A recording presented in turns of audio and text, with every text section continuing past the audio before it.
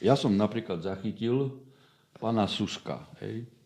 Pána Suska nejaký legislatívny návrh. Počúvajte dobre. A to je akože Smer. Že treba odňať ústavnému súdu agendu rozhodovania o prieťahoch v konaní a z tejto spojitosti ľudia dostávajú odškodné. Počúvajte dobre.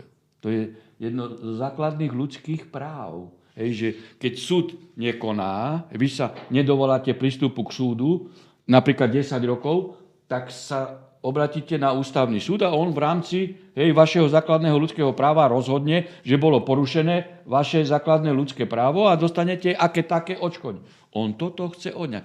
Čiže Smer hovorí, že je ľavicová strana robí proti ľuďom. Namiesto toho, aby Susko, čo doteraz sa mu nestihlo stať v jeho pôsobení, za 2,5 roka zvolal poradu predsedov okresných krajských súdov, všetkých náčelníkov väznic, dal si vyhodiť veci, ktoré sú neskončené a správy od predsedov, prečo neboli skončené, ako kontrolujete. On ide odnímať toto základné ľudské právo, kde človek sa môže po 10 rokoch nedobytia výsledku na súde, keď boli jeho práva porušené, aby toto právo ešte bolo odňaté. A ja mám mlčať, keď vidím. Alebo pán Raši predkladá akože návrh zákona o lobbingu.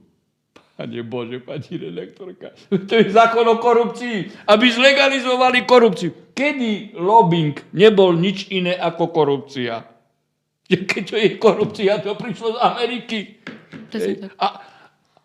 A Smerohlasa si predkladajú zákon o lobbingu, aby nenastúpila ich trestnoprávna zodpovednosť. To je dačo strašné. To je dačo strašné. Tak aký je rozdiel medzi touto partiou, ktorá tu bola pred rokom 23 a Smerohlasom? Aký? A vy máte mlčať, vy nemáte poukazovať len preto, že to je Smerohlas? A robia ešte horšie veci ako táto predchádzajúca partia. A oni vtedy čušali, keď boli nezákonnosti.